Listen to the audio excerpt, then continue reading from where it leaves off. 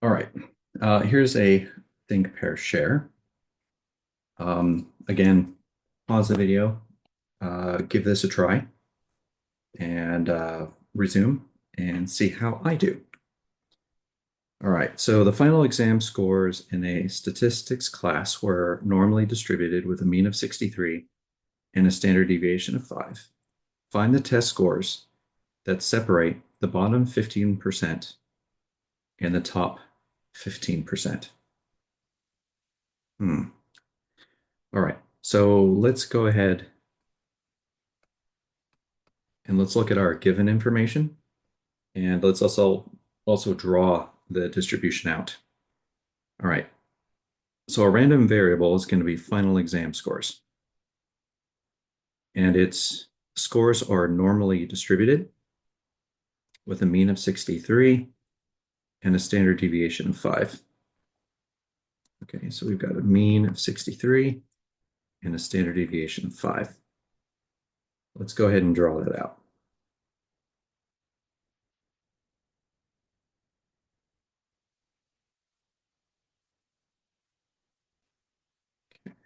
That's terrible, but it'll be okay. All right, 63. And let's go some standard deviations up.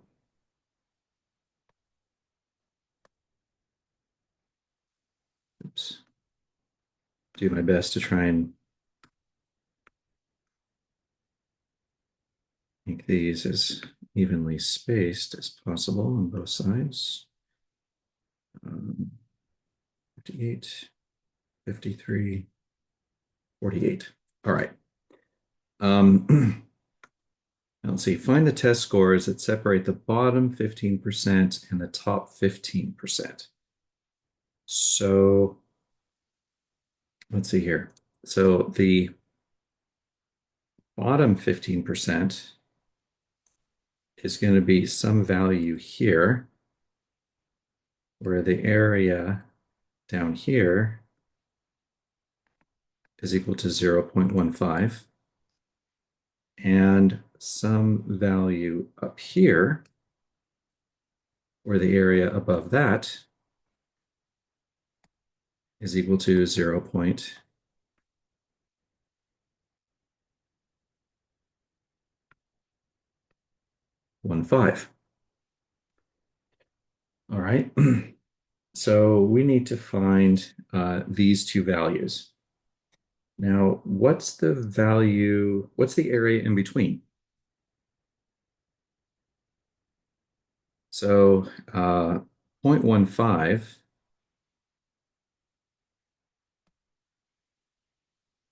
plus 0.15 is equal to 0.30.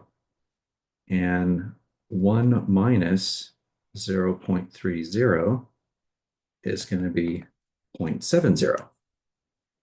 So the area in the center here is equal to 0.70, because the sum of all the areas should add up to 1. So what that's going to let us do is that's going to let us use this center function on the inverse norm and use this center area here. Now, this is only going to work using this center function if the areas on both sides are equal. Okay, so a little caveat here. Um, so let me do it with the center function first, just so that you can see that working. All right, so we're going to have an area of, let me use that in green, an area of 0.7, the mean of 63, standard deviation of 5 in the center. And again, this is going to be numworks, mean of 63, standard deviation of 5 in the center, and this is going to be 70%. All right, so let's see what that looks like on these two calculators. So first, inverse norm. Let me quit out of this. So you can see me kind of go into this from scratch. So distribution functions, inverse norm, an area of 0.7 with an area of 6 or a mean of 63, standard deviation of 5. And we want the center area. Now when we put paste and then enter, it gives us two values. So 57.8 and 68.2. Okay, so the two values are going to be 57.8 and 68.2. Now we can do that on the NumWorks calculator as well. So let me kind of back out. So we're going to go to the distributions app, normal distribution, 63 and 5. And now we want the area in the middle. Okay. And we want an area of 0.7. And there it gives us 57.8 and 68.2. All right. But before I go any further, let me also show you something about the inverse norm function on older Texas Instruments calculators. So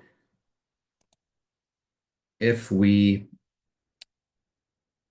let me put it this. So if we were to use just the regular inverse norm function, let me show you something about it. The native inverse norm function on a Texas Instruments calculator, it doesn't give us this option of left, center, or right. It always calculates the area to the left, no matter what. Okay, this always calculates the area from the left, no matter what. Which is why I thought it was instructive to make a program. So if you use the program that I made, let me hit enter again. So we can put in our area of 70%, mean of 63, standard deviation of 5, and it'll allow us to use the option that this 70% is the area in the center. And if we hit enter, it gives us 57.8 and 68.2. So again, this program that I wrote for, which is useful for older Texas Instruments calculators, will give you, as close as I can make it, the same functionality as the newer calculators, the newer Texas Instruments ones. Okay. Now, so I did this center area, but what would happen if instead we chose to do the area from the left or the area from the right? So let me maybe show that to you here. So if I wanted to instead change this to be the area from the left, and I wanted to put an area of 15%, 0.15, you see it gives me 57.8. And if I wanted to flip that around and change that to be the area on the right, well, that area on the right would also be 0.15. And you see it gives me 68.2. So you could calculate this piecemeal as well by using the areas in the tails instead of the area in the middle, like I just did. But kind of using this area in the middle, again, reiterates the fact that the total area under the standardized normal distribution adds up to 1 or 100%. So it's kind of a good teachable moment that way. All right. Let me end it here. Let me know if you have any questions.